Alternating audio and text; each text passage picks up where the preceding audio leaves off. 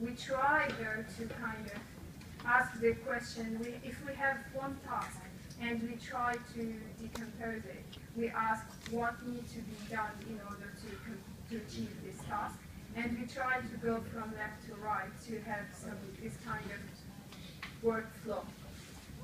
So even though it's not represent the model, do not impose it. Okay. Another thing is to see if the decomposition of the task, this one, but also if there is a goal in the decomposition. So I was saying when there is a decomposition or task decomposed into a goal, the goal represents often a precondition. So there is a state in the work that we want to be achieved in order for us to achieve the task. So that's why we were saying, for what condition needs to hold for me to organize a Halloween party, then I have to have friends. Okay. So this is a kind of a precondition. And so once this kind of workflow is done, you want to see what is produced, and the entities that is produced is the resources. So you ask why for a task to decompose, and then you have like the precondition as the goal decomposition. You have the final resource produced. So you have your decomposition, which is somehow the post condition. Okay. And then the misallocation is common, as you have seen it. And so it's difficult to reach a completeness here.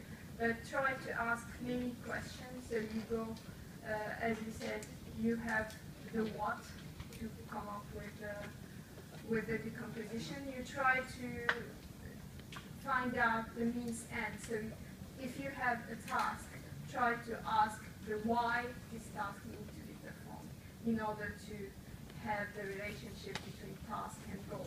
So you end up having a lot of means end relationship because of asking why.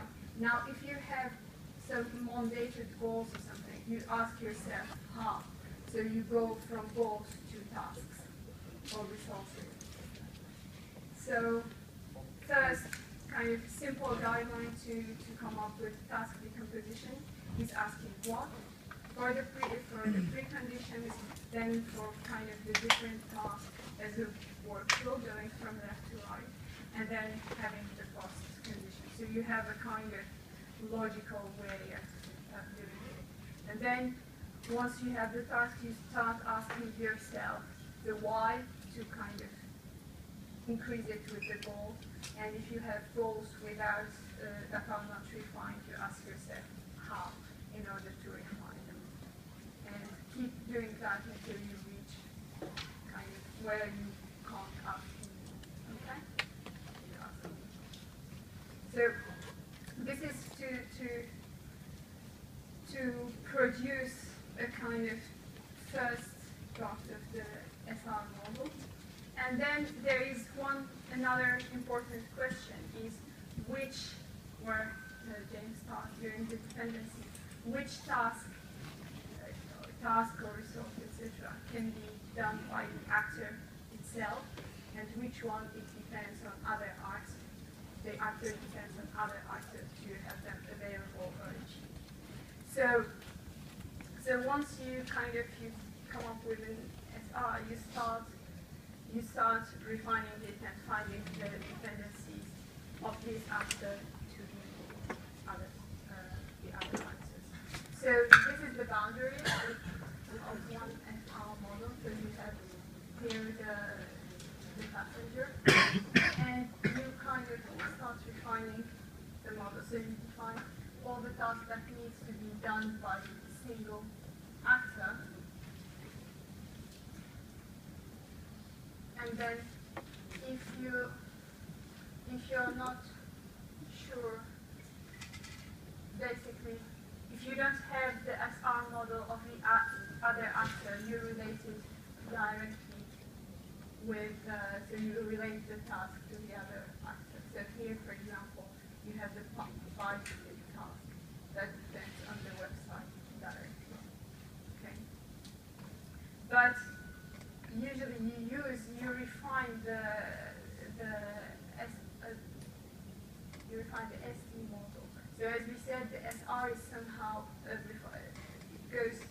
SD is an abstraction, and the SR goes a little bit deeper. So one of the ways first you specify more concretely what each actor can accomplish by itself, and for achieving each task you say on what other actor the actor depends on. But then you have also refined this. So you develop the SR model of each actor. So here we have the passenger and the website.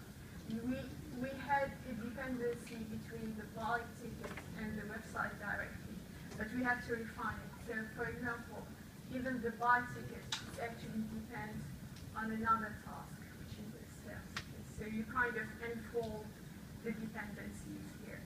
And even though there was only one dependency here, you can have a refinement. So for example, a subtask may depend on another subtask. Okay. And here also, the completion of this one may contribute to the other one. So you're extending it. Okay. So we'll go a little bit more in like having some guidelines here. So starting from this level of delegation and see how these dependencies are done. Okay? So we'll just have a break and then continue with how to produce an SR model by refining the SD